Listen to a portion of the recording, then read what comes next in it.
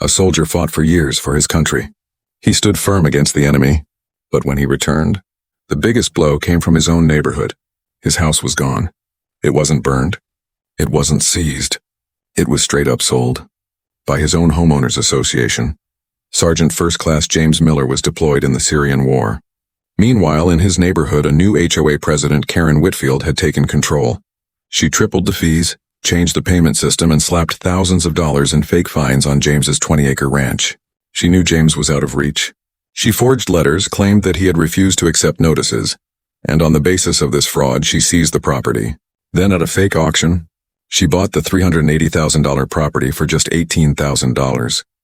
Her final cruelty was reporting James's dog, Boone, as abandoned to animal control.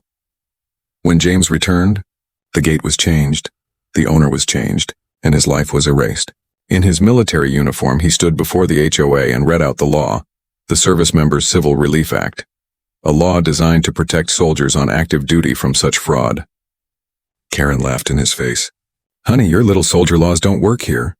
But what she didn't realize was this.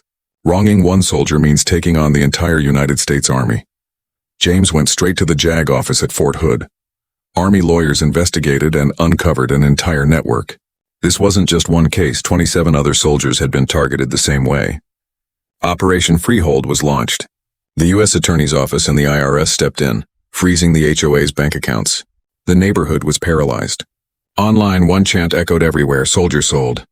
In federal court, the jury took only 42 minutes. Karen was found guilty on every charge.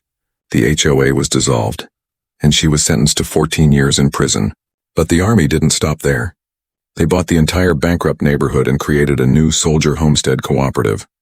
Fees were reduced, and every deed was rewritten with a permanent guarantee that no deployed soldier could ever be robbed again. On July 4th, James got the keys to his land back.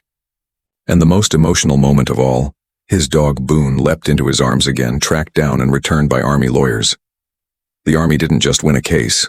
They freed an entire neighborhood from the grip of greed and handed it back to the very people who protect the nation.